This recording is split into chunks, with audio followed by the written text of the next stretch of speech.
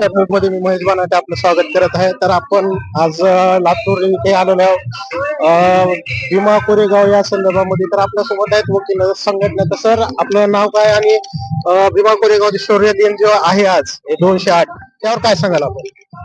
मी advocate Rajendra Laturkar. मी चळवळीतून इथपर्यंत आलो आहे. भीमा कोरेगाव हा जो शब्द आहे तोच आपल्याला प्रेरणा देणारा आणि अंगावर शहारे आणणारा.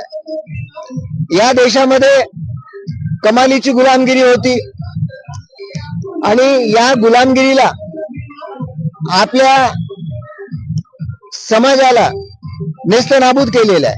बाबासाहेब म्हणत असतात की मला निष्ठेची 5 माणसं हवी आहेत, की आम्ही निष्ठेची 5 माणसं आहोत आणि आम्ही पाषाणासारखी आहोत. सर्वांना शौर्य दिनाच्या शुभेच्छा. आपलं नाव काय?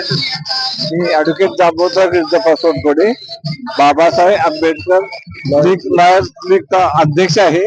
आम्ही लातूर जिल्ह्यामध्ये बाबासाहेब आंबेडकर लीगच्या माध्यमातून दीनदलित गरीब समाजातील लोकांना कोर्टामध्ये न्याय मिळवून देण्याचा प्रयत्न करतो आणि विविध स्तरावर ग्रामीण भागामध्ये देखील आम्ही विधी शिबिर आयोजित करून ग्रामीण भागातील जनतेला कायद्याचं ज्ञान कसं करावं, कायद्याप्रमाणे आपण कसं वागावं आणि कायद्याचा हक्क जो आहे तो आपण कसं घ्यावं या संदर्भात आम्ही मार्गदर्शन करतो.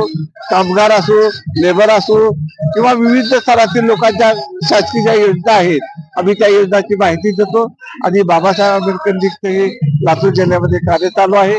कोर्टामध्ये आम्ही असह्य दुर्बल घटकातील पक्षकारांना आम्ही न्याय मिळवून देत आहोत.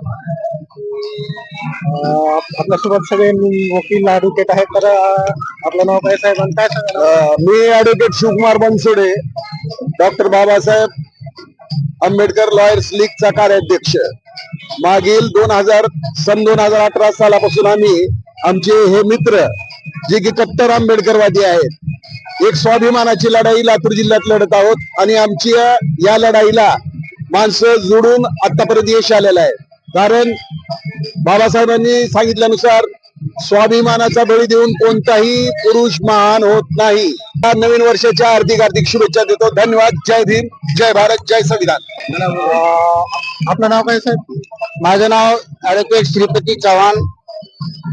आज इथे मी भीमा कोरेगाव शौर्य दिनाच्या निमित्तानं या स्तंभाला आणि बाबासाहेबांना आणि महात्मा फुलेंना अभिवादन करण्यासाठी आलेलो आहे.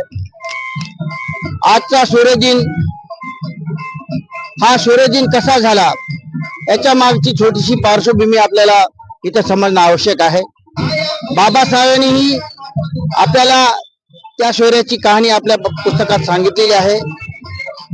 हा जो समाज होता तत्कालीन समाज मनुस्मृतीच्या आधारे दीनदलितावर, गोरगरीब बहुजनावर अन्याय करत होता, वर्णभेद करत होता आणि वर्णभेदानुसार अत्यंत नीच अशी वागणूक जाती व्यवस्थेच्या माध्यमातून देत होता आणि पुढेही पेशव्यांनी त्या मनुस्मृतीनुसारच जातीवाद सुरू केला आणि त्या हा शौर्य दिन हा निर्माण झाला. खरोखरच त्या 500 महारांचं, त्या 500 शूरवीरांचं आम्हाला सार्थ अभिमान आहे आणि म्हणून आम्ही इथे अभिवादन करण्यासाठी सर्व दीनदलित बहुजन इथं ऍडव्होकेट आम्ही जमा झालेलो आहोत आणि या प्रसंगी आम्ही या सर्वांना या शौर्य दिनाच्या शुभेच्छा देतो आणि नवीन वर्षाच्या पण शुभेच्छा देतो आणि माझे 2 शब्द संपवतो. जय भीम. या ठिकाणी सांगतो महेश बनाटे. डॉक्टर बाबासाहेब आंबेडकरांचा विजय असो. शौर्य दिनाचा विजय असो. शौर्य दिनाचा विजय असो. क्रांतीबा ज्योतिबा फुले यांचा विजय असो.